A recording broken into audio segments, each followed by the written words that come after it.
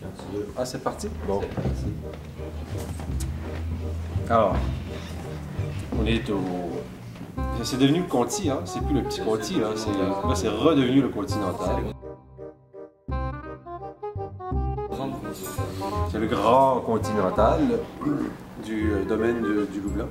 On est avec Cyril Borne du domaine de la Madura à Saint-Chinian.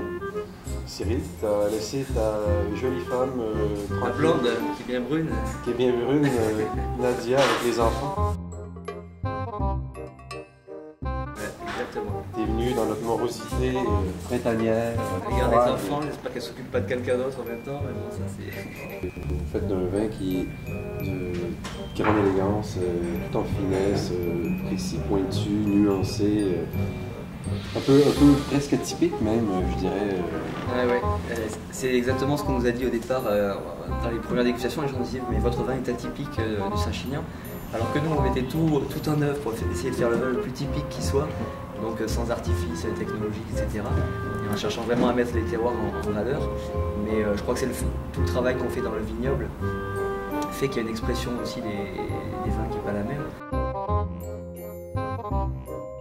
Donc c'est ça, vous êtes dans le réseau de la SAQ, et puis je pense que ça marche très bien en ce moment. Ouais, ça marche pas mal, ouais, on se plaint pas. Mais ça pourrait marcher encore mieux. Ça, on va pas mettre la pression à Jean-Philippe. C'est-à-dire que le gros problème, c'est qu'en fait, nous, on a une densité de plantation qui est moins importante. Ouais. Donc moins de pieds, donc du coup, si on devait faire le même rendement, ça veut dire que les grappes sont plus entassées. Et comme on a des sols on a moins d'eau et des sols souvent plus maigres, on ne peut pas se permettre d'avoir autant de densité au niveau de l'alimentation de la vigne, ce serait un peu délicat. Donc du coup, on se retrouve avec des rendements plus faibles si on veut avoir de la qualité, si on veut avoir des grappes bien espacées. Mais bon, voilà, après, c'est un choix. De toute façon, il y a moyen de bien gagner sa vie tout en étant raisonnable. Il ne faut pas faire ce métier si on veut gagner de l'argent. Il faut oublier ça. Vous avez compris à la maison. Vous êtes bien installé quand même. Ouais. C'est pas mal par chez vous.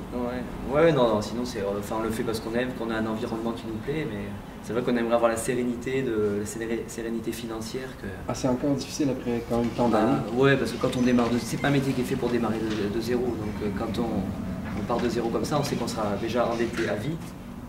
Éventuellement, si la génération supérieure est intéressée, si les enfants veulent reprendre, peut-être qu'eux, ils en profiteront un peu, mais nous, on sait qu'on sera toujours comme ça, à la limite. Donc là, on travaille pour les banquiers, rembourser les banquiers, puis pour essayer de mettre des choses en place, restructurer le vignoble, améliorer les bâtiments, tout ça. Ok. Ouais. Ah oui, je pensais pas que c'était... Je pensais qu'il y avait comme justement une certaine aisance après toutes ces années. Ah non, l'aisance, non, ça...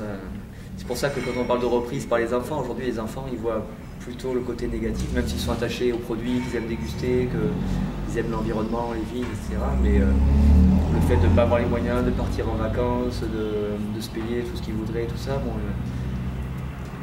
ils intègrent bien ça, donc pour l'instant ils voient que le côté négatif de la chose, donc reprendre les vignes, c'est pour ça qu'on ne veut surtout pas les obliger à venir travailler avec nous, etc.